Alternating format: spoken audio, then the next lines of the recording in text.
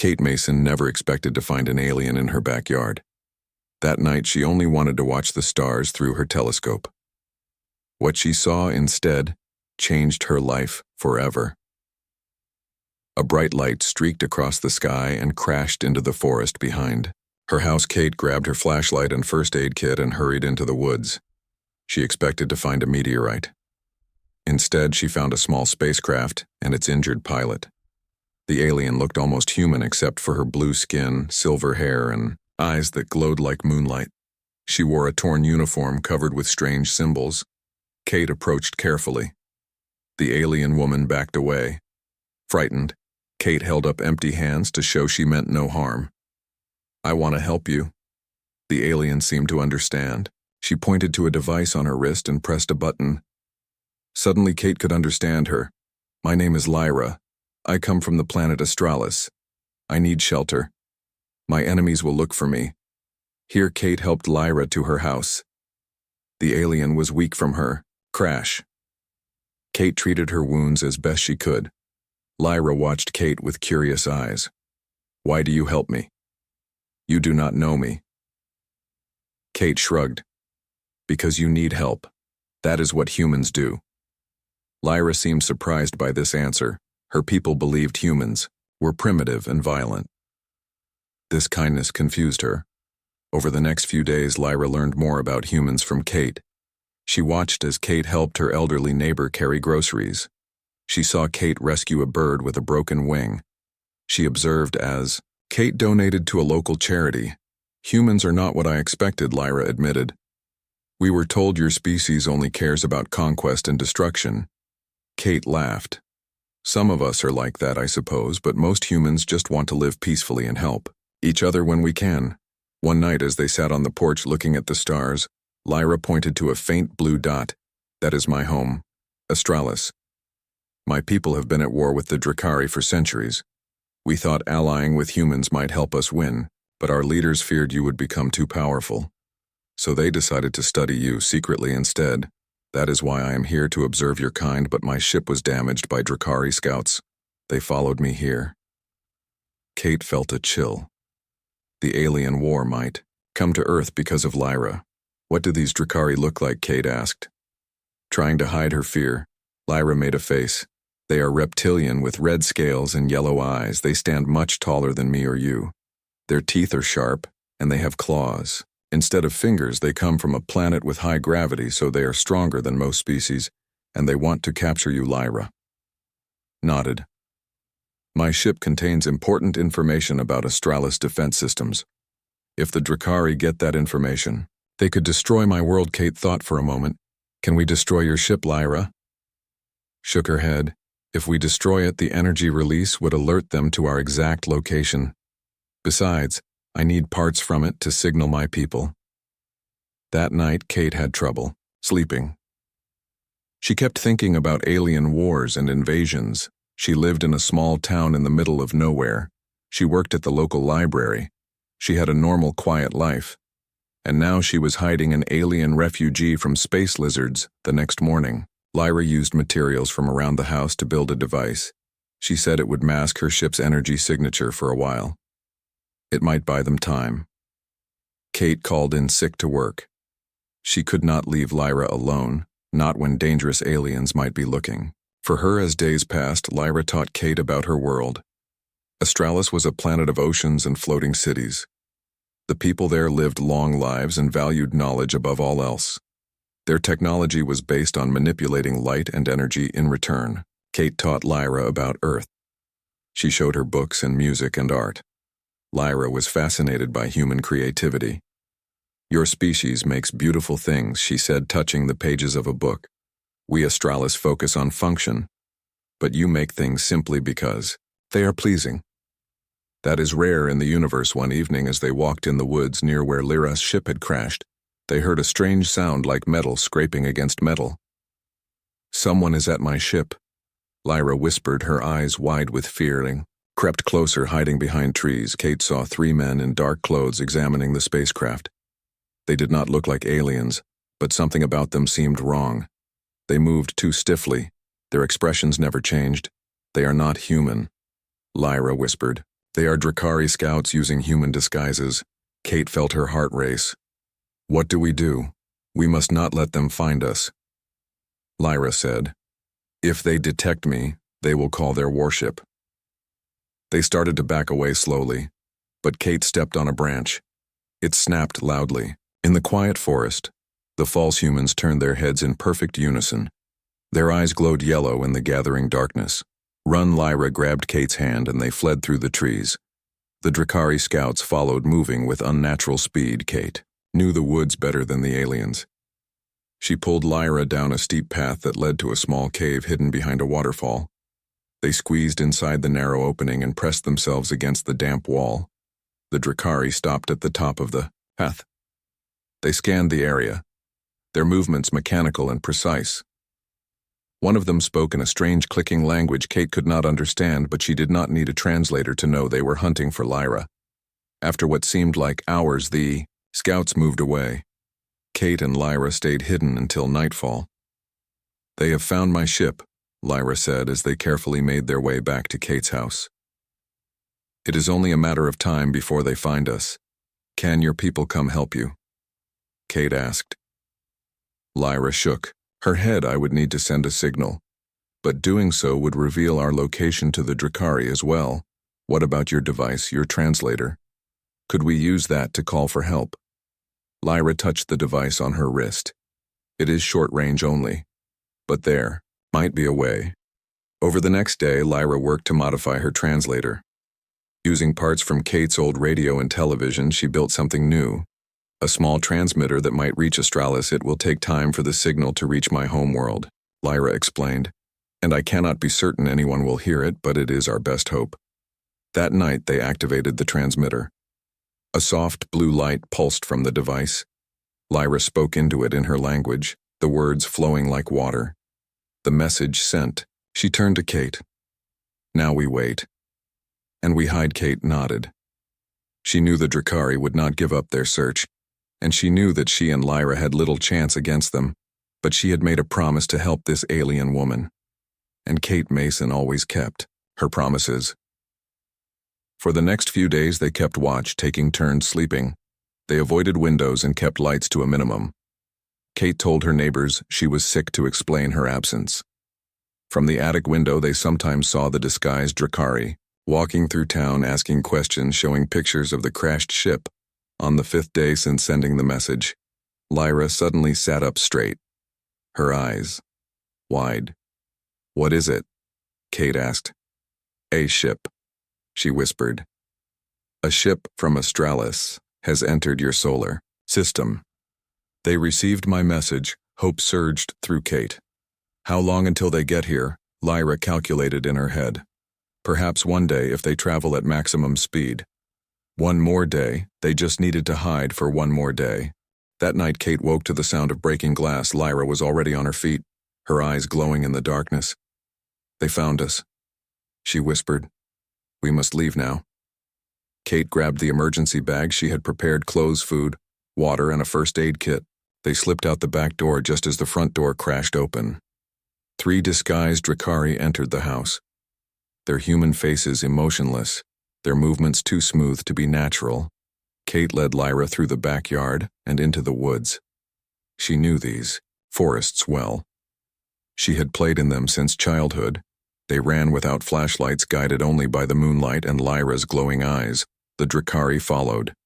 They moved faster than humans could, their disguises flickering, occasionally revealing glimpses of red scales underneath. We cannot outrun them, Lyra said. Her breathing was labored. The crash had weakened her and she had not fully recovered. Kate looked around frantically. They needed a place to hide. The Drakari would track them through the open forest. She remembered an old mining tunnel nearby. Her grandfather had shown it to her years ago. This way, Kate pulled Lyra toward a hillside covered in thick bushes. Behind the vegetation was a dark opening, barely large enough for a person to crawl through. They squeezed inside, and Kate pulled branches to cover the entrance. The tunnel was cold and damp. It smelled of earth and stone. They crawled deeper until they reached a wider chamber where they could stand. Will they find us here? Lyra asked, her voice echoing slightly. Maybe not, Kate whispered. These old tunnels run deep. My grandfather said they interfere with electronic equipment. Something about the mineral deposits. They sat in darkness listening for sounds of pursuit. Lyra's eyes provided. The only light, a soft blue glow that illuminated her worried face. We just need to stay hidden until your people arrive, Kate said. Trying to sound confident, Lyra nodded, but her expression remained troubled. The Drakari are persistent hunters. They will not give up easily. Hours passed in tense silence. They shared a water bottle and some energy bars from Kate's bag. Kate checked her phone. There was no signal deep in the mine. Near morning, they heard sounds from deeper in the tunnel, not from the entrance. Something was moving in the darkness beyond Lyra's glow. Stay here, Kate whispered. She picked up a broken piece of mining equipment, a metal rod that felt heavy in her hand. She moved forward slowly. The sound came again. A shuffling noise followed. By a soft snort, Kate raised the metal rod ready to strike. A large shape emerged from the darkness. Kate almost swung the rod but stopped herself. It was only a bear, looking as surprised to see them as they were to see it. The animal huffed once, then turned and disappeared back into the tunnel. Kate let out a shaky breath. Close call, she said, returning to Lyra. I think there must be another exit. That bear did not come in the way we did. Lyra looked thoughtful. That could be useful. If there is another way out, we might avoid the Drakari. They decided to follow the direction the bear had gone, moving carefully through the darkness. The tunnel narrowed in places, forcing them to crawl, but eventually they saw a faint light ahead. A small opening, partially hidden by fallen rocks, led to the outside. Kate peeked through. The exit was on the other side of the hill, far from where they had entered. They appeared to be clear of pursuers for now. They emerged into early morning sunlight. Kate recognized where. They were about 3 miles from her house and closer to the town. They needed a new place to hide. Lyra suddenly grabbed Kate's arm and pulled her down behind a boulder. Kate was about to ask why when she saw it. A drone unlike any she had seen before, hovering silently above the trees. Its design was sleek and predatory. Clearly not human technology. Drakari scout drone. Lyra whispered. They use them to search large areas. The drone moved in a grid pattern, its sensors sweeping the ground. If it detected them, it would alert the Drakari hunters. When the drone moved behind a stand of tall pines, they ran, keeping low, staying under tree cover. They needed to reach town. People, crowds, noise. All would make it harder for the Drakari to find them. The small town of Pine Ridge was just waking up as they reached its outskirts. Early morning workers headed to jobs. Delivery trucks made their rounds. Kate led Lyra to the back entrance of the town library. She had worked there for years and had a key. The library would not open for hours. They slipped inside unnoticed. Kate locked the door behind them. Why here? Lyra asked, looking around at the shelves of books. The Drakari are looking for 2 people on the run, Kate explained. But what if we're not running?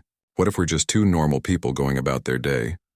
Hiding in plain sight, Kate found some spare clothes in the lost and found box A hoodie for Lyra to cover her silver hair and a pair of gloves to hide her blue skin. With her hood up and eyes downcast, Lyra could pass for human at a distance. They settled in the reference section at a table with books spread around them. When the library opened, they were just 2 more patrons studying quietly. Throughout the day, Kate watched for signs of the Drakari. Once she spotted one of them, the disguised alien entered the library and scanned the room. Its movements were too perfect, too measured. A human would never notice, but Kate knew what to look for. She and Lyra kept their heads down, pretending to read. The disguised Drakari walked the aisles, its yellow eyes briefly visible when it thought no one was looking. After a tense 15 minutes, it left. That was close. Lyra whispered, "They are searching everywhere. How much longer until your people arrive?" Kate asked. Lyra checked the small device on her wrist. Hours, maybe less, if they pushed their engines. As evening approached, they needed a new hiding place. The library would close soon. Kate considered their options. Her house was compromised. Hotels would require ID. Camping in the woods would leave them exposed. Lisa, she said suddenly. My friend Lisa is out of town. She asked me to water her plants. She lives on the edge of town. Kate had Lisa's spare key on her keyring. They left the library carefully. Watching for drones or disguised Drakari, Lisa's small house was dark and quiet. They slipped inside and Kate locked the door behind them. Drawing the curtains, Kate checked the time on her phone. Just past 7. They had been running and hiding for almost 24 hours. She was exhausted. Lyra looked even worse. Her blue skin had a grayish tinge. You need rest, Kate said. We should take turns sleeping. First you, then. Lyra did not argue. She stretched out on the couch and was asleep almost. Immediately, Kate sat by the window, peering through a gap in the curtains. Watching the street, around midnight a van drove slowly past the house. It had no markings, and its headlights were dimmed.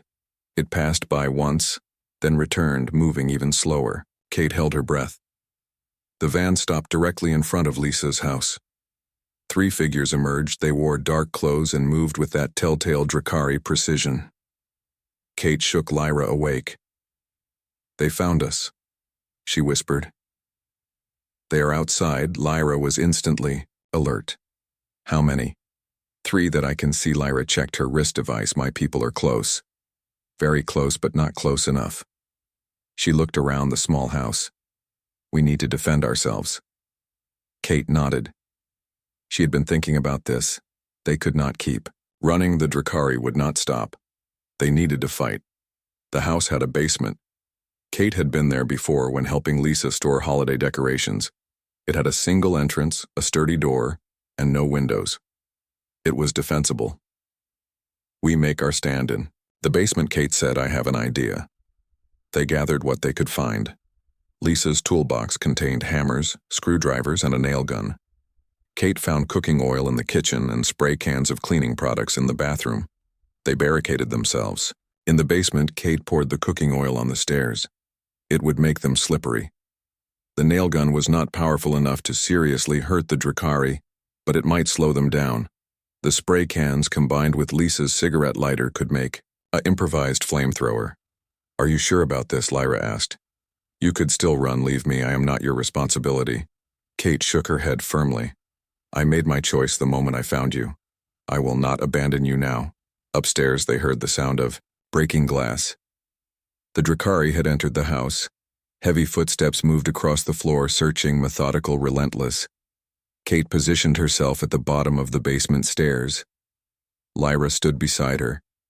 They heard the footsteps approach the basement. Tartar, the handle turned. The door opened. A disguised Drakari appeared at the top of the stairs, its human face expressionless.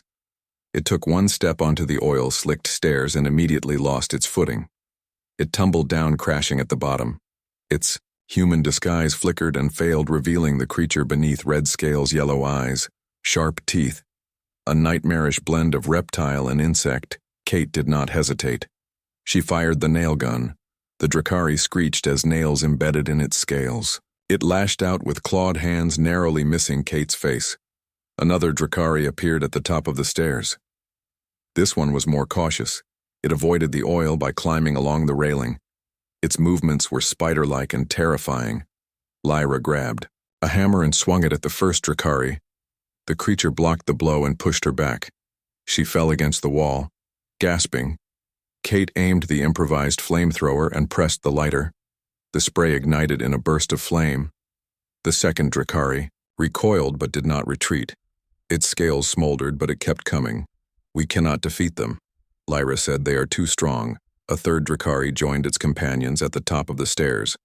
The 3 aliens advanced, their human disguises completely gone. They were terrifying in their true forms. Taller than humans with powerful limbs and gleaming teeth, Kate and Lyra backed against the far wall. There was nowhere left to run. As the Drakari advanced, Kate felt strangely calm. This might be the end, but she would not go down without a fight. She raised the makeshift flamethrower again, ready to use the last of its fuel.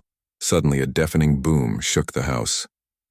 Dust fell. From the ceiling, the Drakari paused, looking up. Another boom, louder than the first. The whole structure trembled. What is happening? Kate shouted over the noise. Lyra checked her wrist device, her eyes widening. My people, she cried. They are here. The Drakari seemed to receive some communication.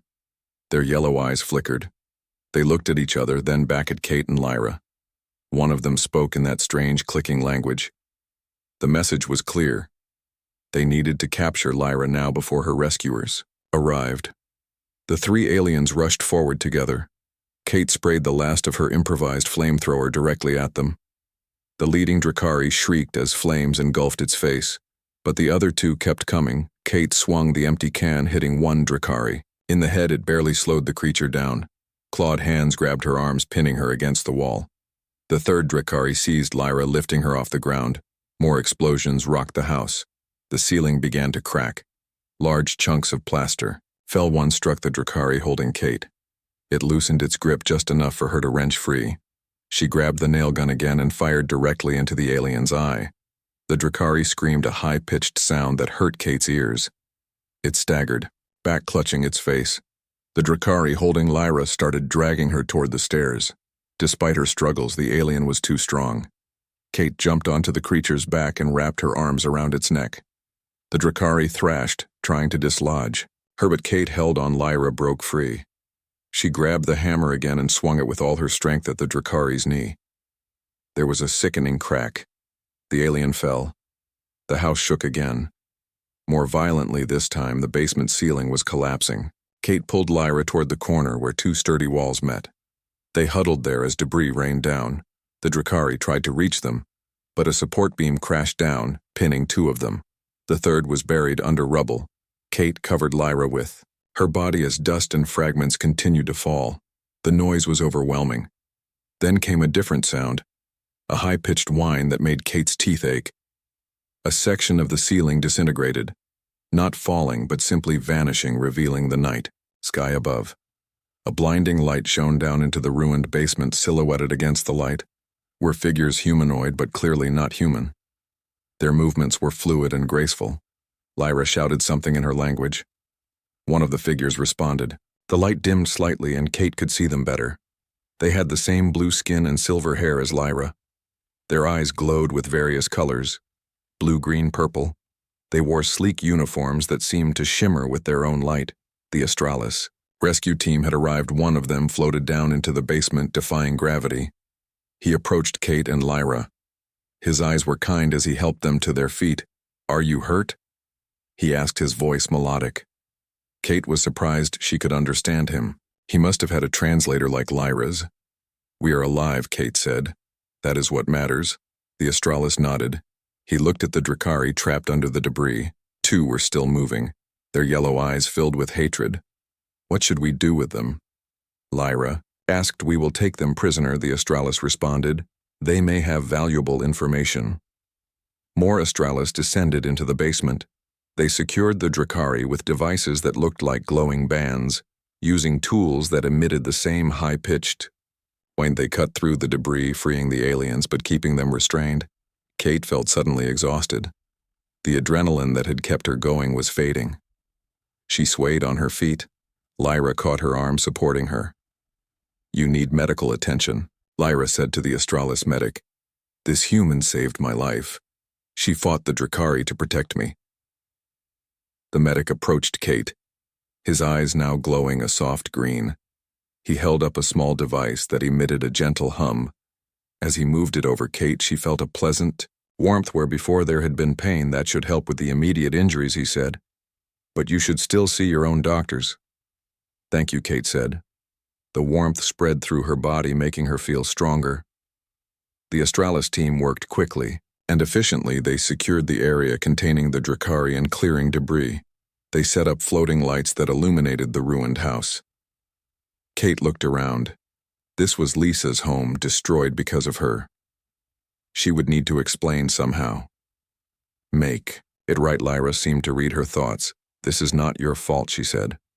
"You helped me when no one else would. You risked everything." An Astralis in a more elaborate uniform approached them. His eyes glowed bright blue. He bowed slightly to Kate. "I'm Commander Wren of the Astralis Defense Force," he said. "We owe you a debt of gratitude for protecting Lyra.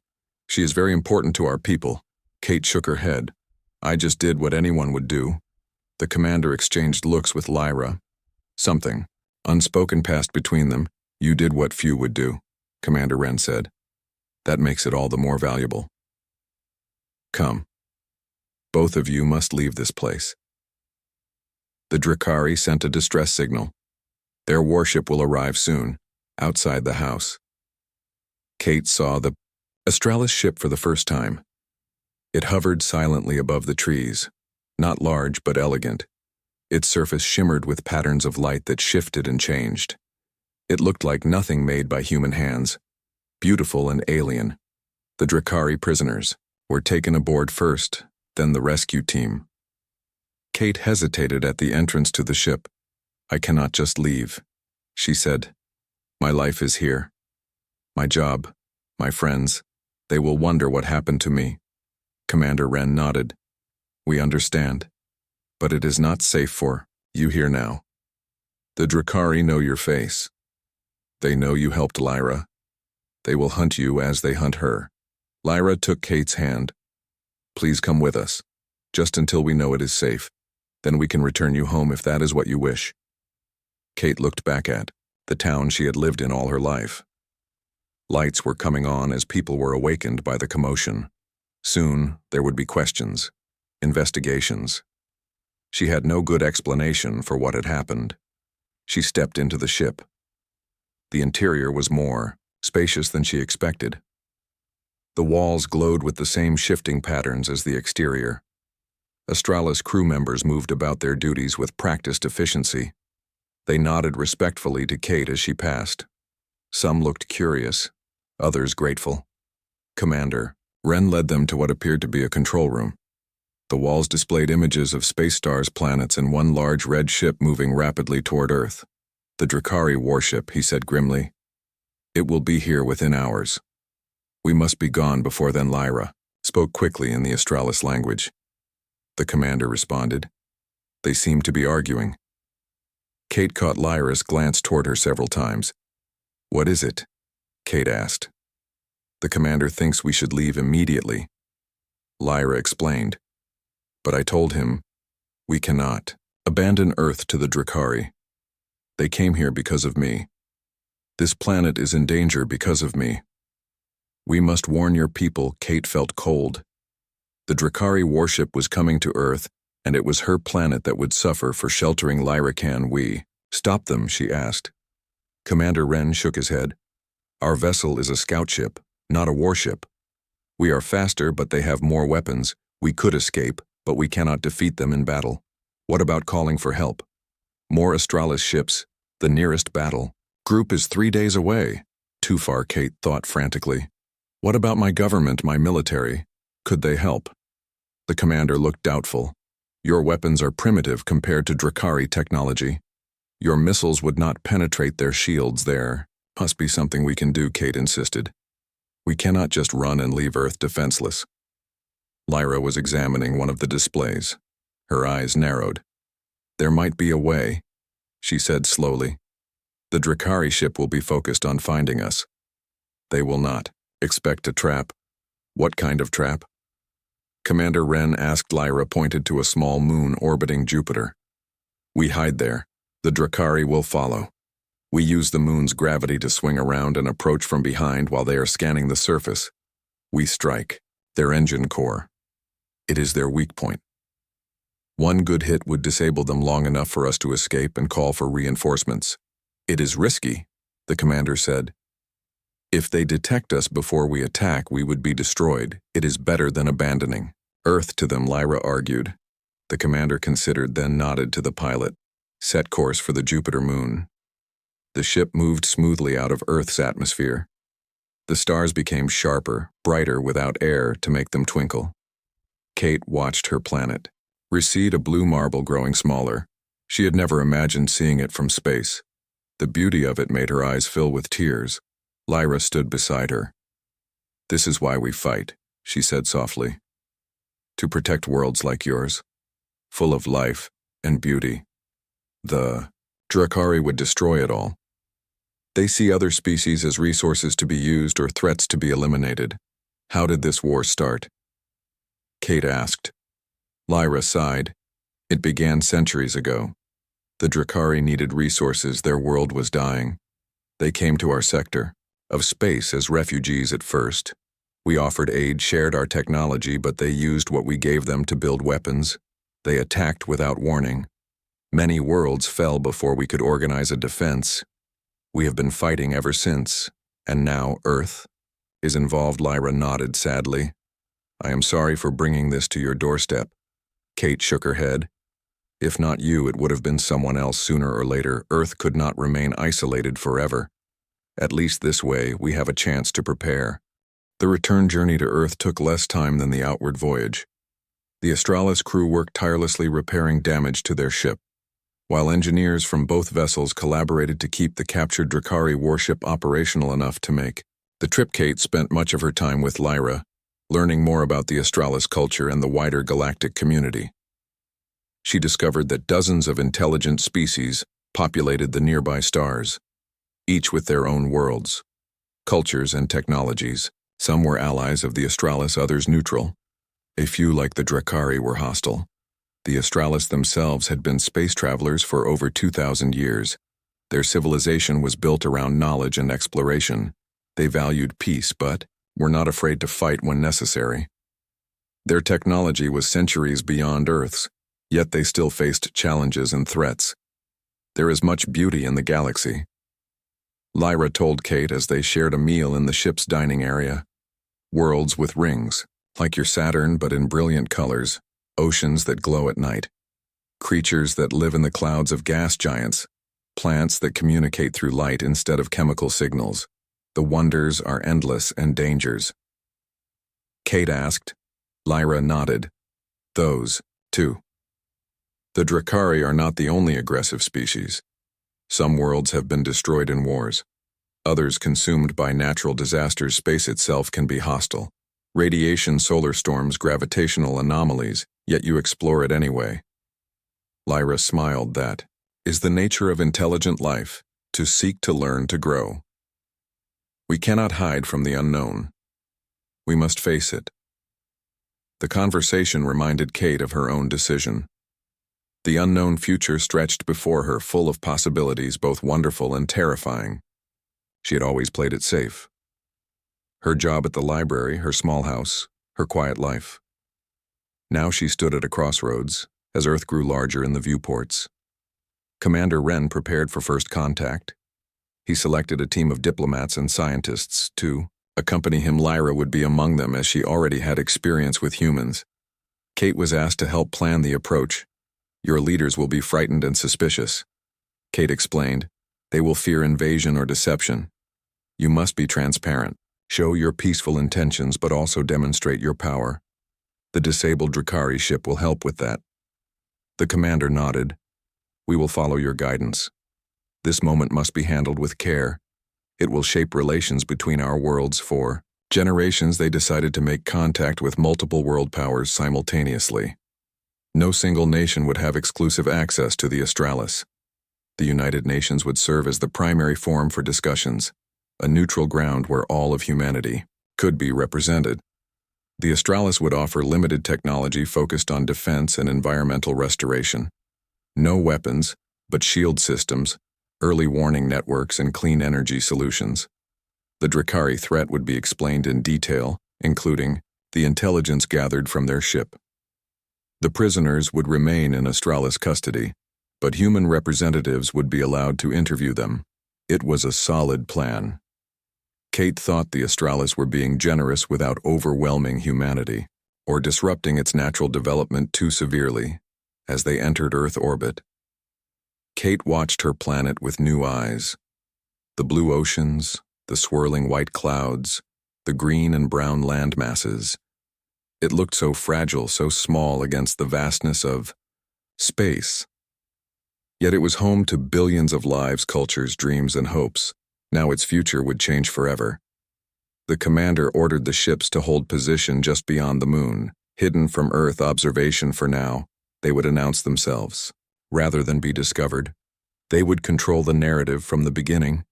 Kate was given time to contact her friends to explain her absence as best she could. Without revealing the full truth, she sent messages to her boss at the library, to her neighbors, to Lisa, whose house had been destroyed.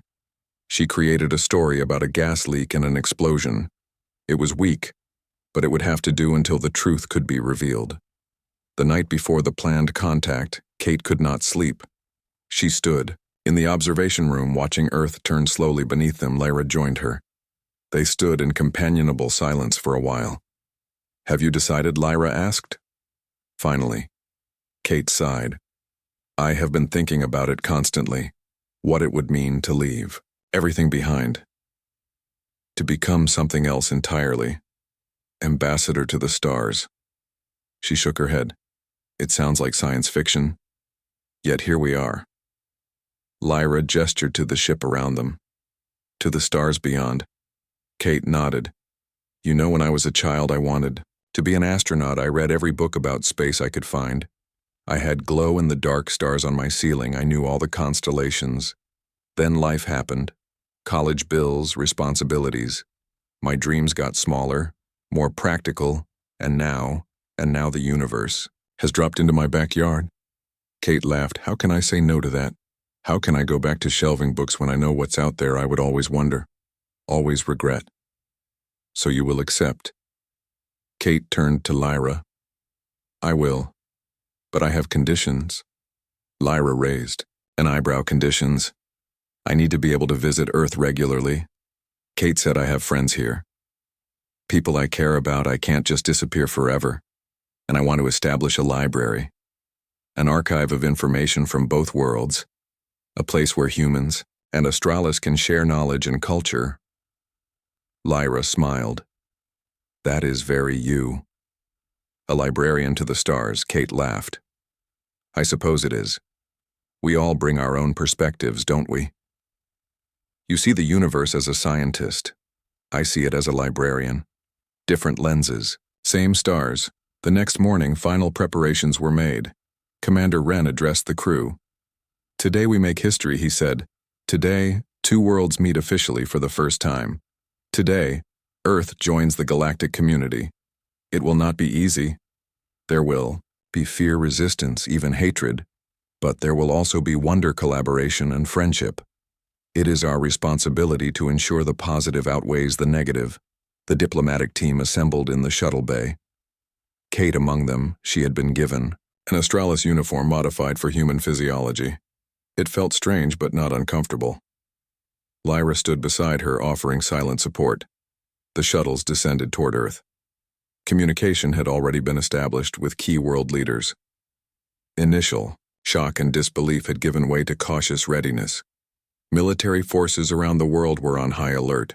But so far there had been no hostile actions. They landed in a large open area near the United Nations headquarters in New York. A neutral, international zone heavily secured for the historic meeting. Kate felt her heart racing as the shuttle doors opened. She would be the first human to officially welcome an alien delegation to Earth. Sunlight streamed into the shuttle. Television cameras from around the world broadcast the moment live. Billions watched as the Astralis delegation emerged. Commander Wren first, followed by his diplomats, then Lyra. Kate waited. Her moment would come last. The Earth delegation approached, led by the UN Secretary General, flanked by representatives from major world powers. Their faces showed a mixture of awe, fear, and determination. Kate recognized several famous leaders from news broadcasts. They seemed smaller in person, more human, less iconic. Commander Wren spoke first, his translator converting his words to multiple Earth languages. Simultaneously, "People of Earth, I am Commander Wren of the Astralis Defense Force. We come in peace and friendship. We bring warning of a threat to your world and offers of alliance. We seek not to conquer or control, but to welcome you to the community of worlds." The Secretary General responded with dignity. "Despite the unprecedented circumstances, visitors from the stars, you find humanity at a crossroads in our development. We have only recently begun to explore beyond our own atmosphere. We have much to learn. We approach this meeting with caution, but also with hope, that this day marks the beginning of a new chapter in human history." Kate watched the exchange, feeling the weight of the moment. This was bigger than her, bigger than any individual. This was about the future of humanity itself. Then it was her turn. She stepped forward, the human in alien clothing. The bridge between worlds. Commander Wren gestured to her. This is Kate Mason of Earth. She has already proven herself a friend to the Astralis. She saved one of our own at great personal risk. She fought alongside us against our common enemy. She will serve as humanity's ambassador if you accept her. There were murmurs among the Earth delegation, surprise confusion. Some resentment at having an ambassador chosen for them. Kate took a deep breath and spoke. My name is Kate Mason. Until a week ago, I was a librarian in a small town. I had a normal life. Then, I found Lyra. Her spacecraft had crashed near my home. She was being hunted by the Drakari, an aggressive species that sees humanity as a resource to be exploited. I helped her, because it was the right thing to do. She paused, looking at the faces before her have seen the wonders and the dangers that exist beyond our world. I have fought alongside the Astralis. I have walked on their ship. I have learned about their culture. The universe is vast, filled with both beauty and peril. Earth can no longer pretend we are alone. We can no longer hide from the stars. We must face this new reality with courage and wisdom. The Secretary General stepped forward. You speak as though you are no longer one of us. Kate shook her head. I am human. I always will be. But I have seen beyond our world that perspective changes a person. I cannot unsee what I have seen. I cannot forget what I know. I can only use that knowledge to help bridge our worlds. One of the world leaders spoke angrily. Why should we trust these aliens? They appear with tales of threats and promises of protection. This could be the prelude to invasion. The Drakari warship pivoted with surprising speed for its size. Weapon ports opened along its hull, glowing with ominous red light, evasive maneuvers. Commander Wren shouted. The Astralis ship veered sharply. The first Drakari energy blast missed them, by meters close enough that Kate felt the heat through the ship's hull. The pilot executed a series of complex moves, diving and spinning, to avoid the barrage of weapons fire. We cannot outrun them forever. The tactical officer warned. Our shields are at 70% and falling. Continue with the attack plan. Commander Wren ordered target their engine core. The Astralis ship turned sharply and accelerated toward the Drakari vessel. More enemy fire blazed past them. Some shots connected the ship. Shuddered Kate grabbed a railing to steady herself, our own weapons charged and ready. The weapons officer reported. Fire Commander Wren ordered. Brilliant blue energy lanced from the Astralis ship, striking the Drakari vessel near its engines. The larger ship trembled, but its weapons continued firing. Minimal damage, the tactical officer reported. Their shields absorbed most of the impact. Try again, Commander Wren said. All power to weapons. The Astralis ship shook violently as another Drakari blast struck. Them directly. Kate was thrown against a wall. Pain flared in her shoulder. Warning lights flashed throughout the bridge shields at 40%. The tactical officer called hull breach on deck 3. Sealing now. They would not survive much more of this. Kate realized the Drakari ship was too powerful. Their plan had failed. Lyra stood watching the battle displays, her face tense with concentration. Then her eyes widened. The moons, she said suddenly. Their orbit. There are 7 small moons in close proximity, Commander. If we lead the Drakari ship through the narrowest gap between them, the gravity could disrupt their shields. Commander Wren looked at the display. It would be extremely dangerous. The pilot would need to navigate with perfect precision. It's our only chance. Lyra insisted. The commander nodded to the pilot. Make for the moons. Maximum speed. The Astralis ship accelerated away from the Drakari vessel, heading toward a cluster of small moons orbiting Jupiter. The massive warship followed, firing. Constantly, the Astralis ship weaved and dodged, taking hits but still moving. Kate watched as they approached the moons. The gap between them was barely wider than the Astralis ship itself. How they would lead the much larger Drakari vessel through was beyond her. As if reading her thoughts, Lyra explained, They will follow our exact path. Their targeting computers will plot the most efficient course to intercept us. They will not realize the danger until it is too late. The moons grew larger in the view screen. The Astralis pilot worked with intense concentration, his hands moving over the controls with blinding speed. The ship threaded the needle between two moons so close that Kate could see the craters on their surfaces in stark detail. The Drakari ship followed just as Lyra had predicted. It entered the gap between the moons, its bulk nearly filling the space. Then the gravitational forces took effect. The combined pull of the moons created interference patterns in the Drakari shields. Energy flickered and wavered across the warship's hull. Now Commander Wren ordered fire all weapons. The Astralis ship spun around and unleashed its full arsenal. Blue energy struck the Drakari vessel precisely where its shields were weakest, the engine section. This time the impact was devastating. The Drakari ship's propulsion systems exploded in a burst of red flame. The massive vessel listed to one side, drifting out of control. "We did it," the tactical officer exclaimed. "The Drakari ship is disabled. Their weapons are offline." The crew cheered. Kate felt a wave of relief wash over her. They had succeeded against overwhelming odds. "Do not celebrate yet," Commander Wren cautioned. "They still have auxiliary systems. They will be calling for reinforcements. We should finish them," Lyra said. Her voice was hard, her eyes cold. Kate had never heard her speak with such hatred. Commander Wren shook his head. "We are not like them. We do not destroy helpless enemies, even Drakari. We will take their crew prisoner if possible." Lyra did not look happy with this decision, but she nodded. The Astralis ship approached the drifting Drakari vessel cautiously. Scans showed that life support was still functioning, but weapons and engines were completely disabled. Most of the crew appeared to be alive. Commander Wren organized boarding parties. They would enter the Drakari ship, secure the crew, and download their computer data. Any intelligence about Drakari plans could be valuable.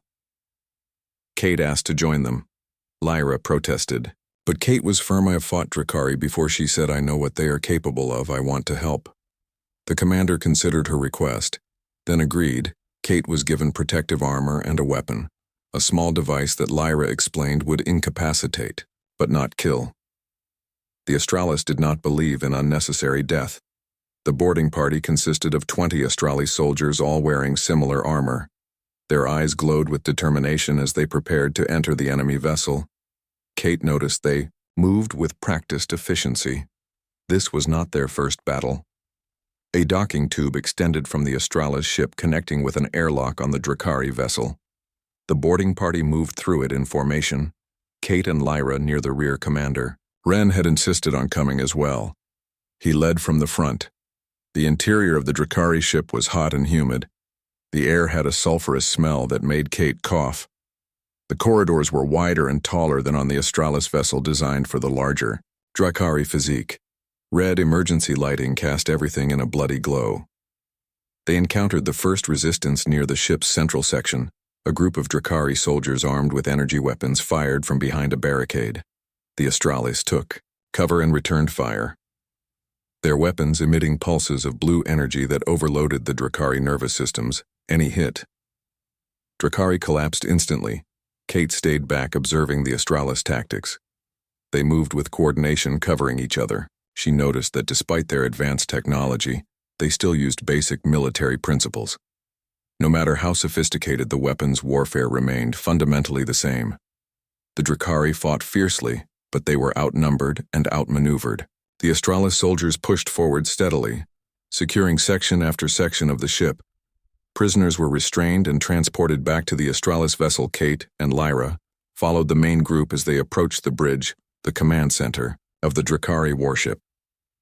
The final resistance would be there. Commander Wren signaled for quiet as they reached the bridge doors. Sensors indicated multiple Drakari inside, including their captain. The most dangerous fight lay ahead. The commander turned to Kate. "You should stay back. This will be the hardest battle." Kate shook her head. "I came this far. I will see it through." The Astralis soldiers positioned themselves on either side of the door, weapons ready. The commander gave the signal. The door was breached and they rushed in. The bridge was massive, much larger than the Astralis command center. A dozen Drakari turned to face the intruders. In the center stood their captain, taller than the others, with scales that were almost black rather than red, a veteran warrior by the scars that marked his face. The Drakari captain snarled, showing rows of sharp teeth. He barked orders and his crew attacked. The bridge erupted in chaos. Energy weapons fired from both sides. Control panels exploded. Alarms blared. Kate stayed close to Lyra, firing her weapon when she had a clear shot. She managed to incapacitate one Drakari who came too close. The alien fell at her feet, its yellow eyes dimming as the weapon took effect. The battle was intense but brief. The Astralis soldiers were better trained and their weapons more effective. Soon all the Drakari bridge crew were subdued. All except the captain. The Drakari leader fought with desperate fury. He wounded 2 Astralis soldiers before Commander Wren engaged him directly. The 2 commanders faced each other in the center of the bridge. The Drakari captain drew a curved blade from his belt.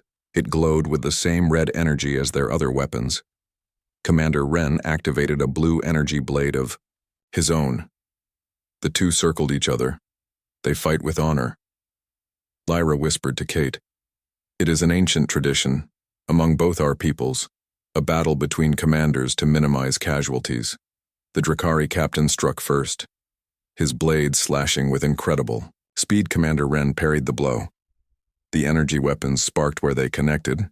The Drakari was stronger, but the Astralis was faster. Kate watched transfixed as the 2 aliens dueled. Their movements were too quick for human eyes to follow fully, but even she could see that they were evenly matched, neither gaining an advantage. Then the Drakari captain feinted left and struck right. His blade caught Commander Wren on the shoulder. The Astralis commander staggered. The Drakari pressed, his advantage driving Wren back against a control panel. Kate moved without thinking. She fired her weapon at the Drakari captain. The shot struck his back. He roared in pain and turned toward her, his yellow eyes filled with hatred. He charged Kate, realized her weapon had only enraged him, not incapacitated him. The captain was too strong for a single shot to take him down. Lyra threw herself between Kate and the charging Drakari. She had no weapon, but she stood firm. The captain raised his blade to strike her down. Commander Wren moved with blinding speed. He thrust his energy blade forward. It pierced the Drakari captain's chest. The alien leader froze. His yellow eyes widened in shock. Then he fell,